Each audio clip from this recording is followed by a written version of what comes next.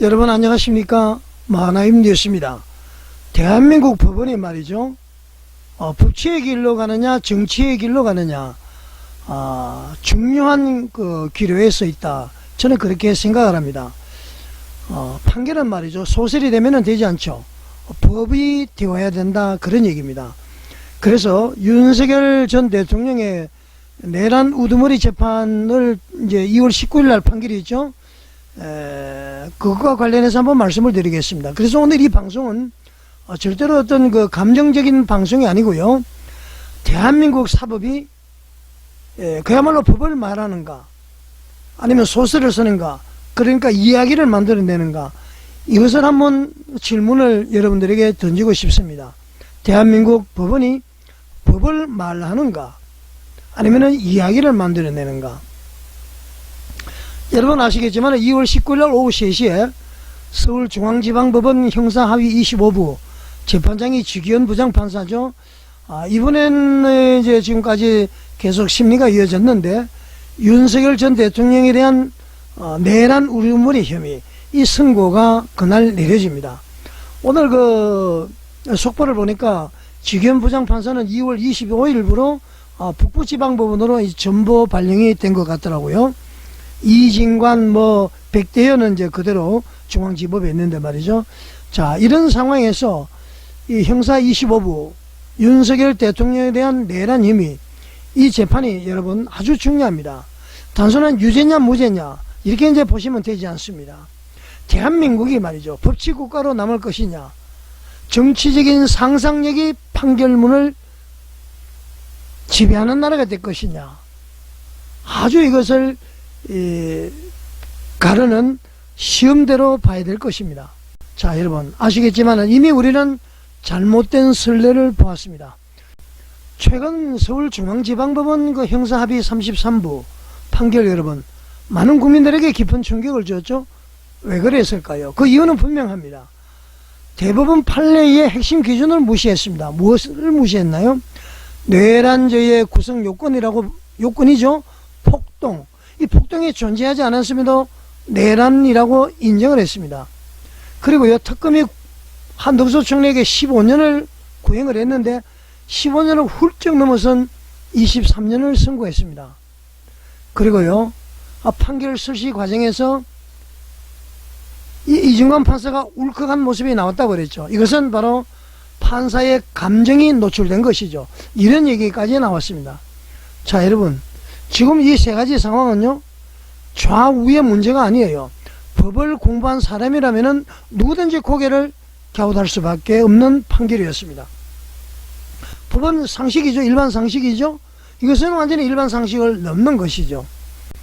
자, 폭동, 여러분 폭동이 있었습니까? 이번 비상계엄에 이것이 이제 핵심이죠. 형법상의 내란죄의 요체는 딱 하나가 나옵니다. 폭동입니다. 폭동. 그런데 폭동이 있었습니까, 여러분? 어디에 그런 폭동이 있었습니까? 무기 사용을 했습니까? 조직적으로 물리력 행사해서 국가기관을 장악을 했습니까? 시민의 생명과 재산에 대해서 집단적 공격이 있었습니까, 여러분? 없었습니다. 자, 국회 내의 그 비폭력 상황이었죠. 이것은 시민이 계엄군을 제압을 해서 국회 내에서 비폭력 상황이 일어난 것이 아니고요, 계엄군이 무력 사용을 자제했기 때문에 일어났던 것이죠. 폭동이 없었다는 겁니다. 자, 이것을 말이죠, 국민이 내란을 막았다, 이렇게 이제 그 서사로 바꿔버렸습니다. 이중관 판사가. 자, 이것은 말이죠, 그 판결이 아니라 소설로 봐야 되겠죠. 계엄군이 자제를 해서 그런 일이 없었는데 국민이 내란을 막았다, 이건 말도 안 되는 거 아닙니까?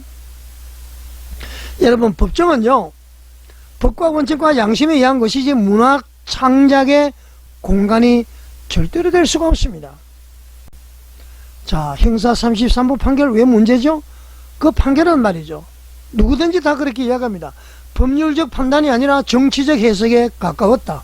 구성 요건을 맞추기 위해서 사실을 재구성했다. 그리고 있어야 할 증거가 말이죠, 있었으면 하는 이야기로 채워진 것이죠. 그러지 않습니까, 여러분? 자, 여러분, 이런 판결이 반복이 된다면은 대한민국에서는 사건 그 자체보다도 해석이 처벌 대상이 될 수가 있습니다, 여러분. 자, 그 피해자는요, 오늘은 윤석열일 수가 있습니다. 오늘은 정치인일 수가 있고 한덕수일 수 있지만은 내일은 말이죠, 여러분과 제가 그 대상이 될 수가 있는 것이죠. 자, 형사합의 25부에 간곡히 요청을 드립니다. 형사합의 25부는요, 이런 잘못된 선례를 반복해서는 되지 않습니다.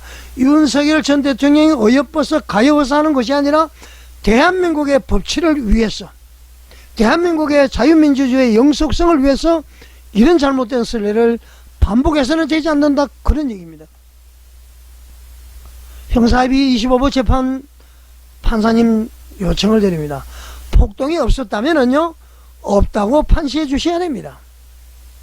내란의 요건이 충족되지 않았다면 정치적인 부담과 관계없이 그렇게 써야 되는 것입니다. 그것이 법과 원칙과 양심에 따른 것이죠. 판결문은 여러분 메시지가 아니라 논정이어야 합니다. 국민은 정권을 지지하든 반대하든 법이 소설로 바뀌는 나라만큼은 원하지 않을 것입니다. 법이 소설로 바뀌면 안 되는 것이죠. 자, 국민 여러분들께도 호소를 드립니다. 윤 전 대통령의 행위를 말이죠, 정치적으로 비판할 수는 있습니다.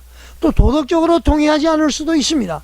자, 그렇지만은 그것과 내란죄를 억지로 씌우는 것은 전혀 다른 문제이죠, 여러분. 법이 말이죠, 감정에 굴복하면은 그 다음은 언제나 보복과 혼란이 올 수밖에 없을 겁니다.